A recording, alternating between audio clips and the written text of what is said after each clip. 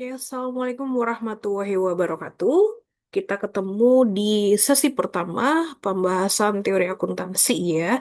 Overall kita bahas mengenai pendahuluan definisi teori akuntansi itu apa dan kegunaannya bagaimana begitu ya. Pada dasarnya kita kalau bicara mengenai teori akuntansi tentu kita harus tahu bahwa asal usulnya sampai di mana yang disebut adanya pencatatan.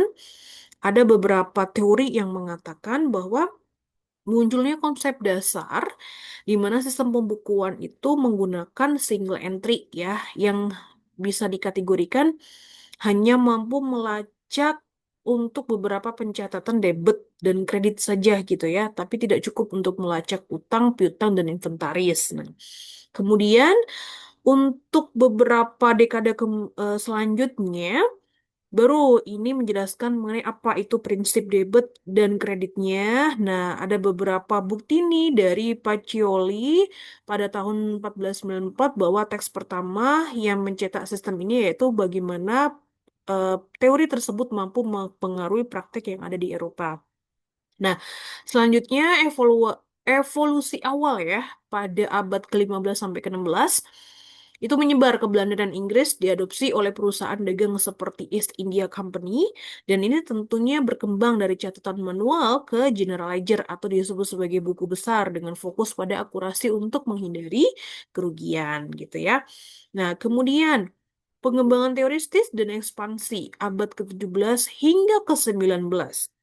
Revolusi industri dan kapitalisme, di mana ada pembukuan berpasangan, berevolusi untuk mendukung perusahaan besar. Nah, kemudian di sini sudah memberikan informasi tambahan, yaitu bagaimana integrasi sistem ini dengan manajemen biaya dan bagaimana laporan tersebut dapat menganalisis profitabilitas. Kemudian, selanjutnya adalah kontribusi teoristis pada tahun 1776 ya, yang dimana ini adalah Adam Smith. Ini pasti familiar bagi orang-orang accounting atau manajemen atau orang ekonom, familiar dengan yang namanya Adam Smith. Yang pada dasarnya dia mengakui bahwa ada teori akuntansi normatif yang mulai muncul dengan fokus pada standarisasi seperti cost accounting ya. Jadi ada cost accounting itu disebut sebagai biaya akuntansi yang berhubungan dengan pabrik gitu ya. Kalau bisa dibilang akuntansi biaya. Mungkin kalian sudah mempelajari akuntansi biaya ya.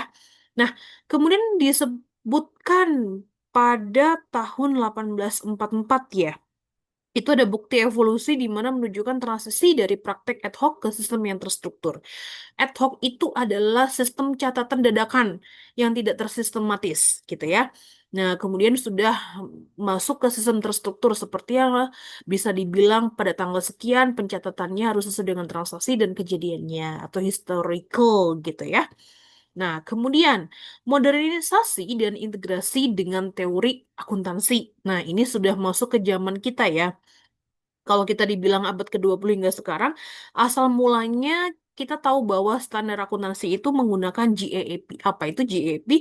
General Accepted Accounting Principle dari Amerika Serikat. Ya, dulu kita juga pakai GAAP, tapi dikonvergensi juga dalam pedoman standar akuntansi. Kemudian, sekarang yang diakui itu adalah yang dari Eropa, yaitu IFRS, International Financial Reporting Standar. Nah, dalam hal ini PSAK ya, kalau di dalam Indonesia itu namanya Pedoman Standar Akuntansi Keuangan juga sudah konvergensinya atau kiblatnya juga ke IFRS. Kemudian evolusi ini tentunya sudah kalian pelajari di pengantar akuntansi intermediate gitu ya. Bagaimana evolusi ini mencakup pengakuan konsep seperti accrual basis. Ya, kalau bisa dibilang accrual basis itu seperti perpetual gitu ya. Sudah lawannya atau opposite dari periodik gitu ya. Pengakuan pendapatan saat diperoleh bukan diterima gitu ya. Jadi kalau periodik itu kan pada saat diterima baru dicatat. Nah, kalau ini pada saat transaksi sudah terjadi, asal sudah ada dokumennya berarti sudah dilakukan pencatatan.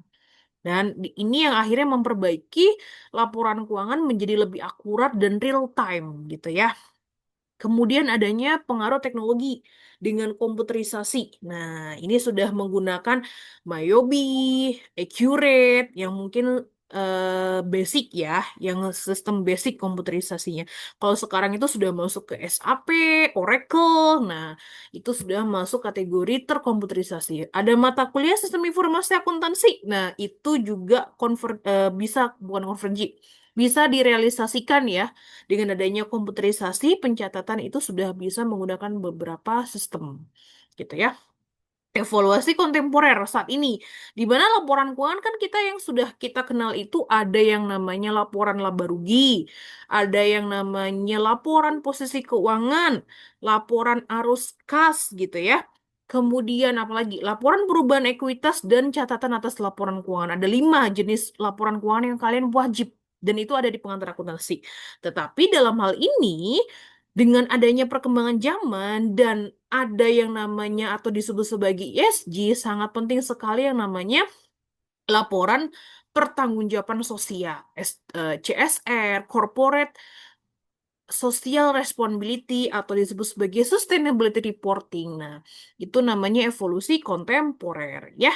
Oke, kemudian dampak dan signifikansi dalam teori akuntansi apa? Kalau kita bicara sistem pembukuan berpasangan atau double entry yang telah berevolusi dari alat praktis menjadi kerangka teoristis yang mendukung kepercayaan ekonomi. Jadi double entry ini pada dasarnya tidak hanya sekedar kita bicara mengenai angka, nilai, moneter, tetapi kita juga berbicara mengenai informasi yang akan berdampak terhadap keputusan investasi untuk para investor dan regulasi untuk para governance. Governments ya, pemerintah, bukan governance. Kalau governance itu berarti entitas atau korporasinya. Nah, kemudian peran filsafat dalam teori akuntansi keuangan tentu ada beberapa kiblat yang harus kalian pahami. Nanti juga akan dibahas di sesi kedua. Tapi yang sesi pertama gambaran secara umum saja, positivisme, pragmatisme, hermeneutika, dan interpretivisme. Positifisme itu menekankan pada observasi empiris dan fakta objektif. Ya kan? Kemudian kalau pragmatis itu pendekatannya secara praktis yang ada di lapangan. Kemudian kalau kita hermeneutika dan interpretivisme itu menekankan makna subjektif di mana ini relevan dalam teori sematik ya. Sematik nanti kita bahas juga di sesi kedua, di mana laporan keuangan diinterpretasikan berdasarkan konteks budayanya. Sama, konvergensi itu juga bahasa konvergensi FRS bukan berarti adapted, benar-benar di copy paste tanpa disesuaikan dengan culture atau budaya atau kebijakan Indonesia. Tentu disesuaikan juga gitu ya, yang ada di Indonesia. Kemudian, peran metodologi dalam perkembangan teori akuntansi ada deduktif, induktif, sintetik, dan sematik. Kalau kita bicara deduktif, berarti mulai dari prinsip umum di mana asumsinya adalah laporan keuangan itu sifatnya going concern. Apa itu definisi going concern? Going concern itu memiliki keberlangsungan. Jadi perusahaan itu tidak hanya berjalan yang kita harapannya cuma 5 tahun. No, berarti long lasting. Jadi selamanya, makanya asumsinya itu going concern. Definisi going concern itu sendiri adalah memiliki keberlangsungan perusahaan yang memang pada dasarnya adalah survive, sustain gitu ya. Nah, kemudian induktif berarti berdasarkan observasi empiris di mana dasar teori positif ini di mana data dari bisnis, misalnya studi kasus perusahaan, digunakan untuk menyimpulkan sebuah pola seperti mengapa perusahaan melakukan earning management. Nah, rata-rata induktif ini biasanya bisa diperoleh dari perusahaan-perusahaan yang memang sudah ongoing di Bursa Efek Indonesia gitu ya. Kemudian selanjutnya adalah sintetik dan sematik, di mana ini lebih ke pembahasan seperti struktur persamaan dasar akuntansi ya. Oh, aset sama dengan liability ditambah equity. Ya, nah itu salah satu contohnya ya. Oke, mungkin itu saja yang sudah bisa saya tambahkan. Terima kasih, tetap semangat selalu, dan jangan lupa cari referensi lainnya yang memang lebih dalam ya, seperti e-book ataupun buku yang bercetak. Saya akhiri, wassalamualaikum warahmatullahi wabarakatuh.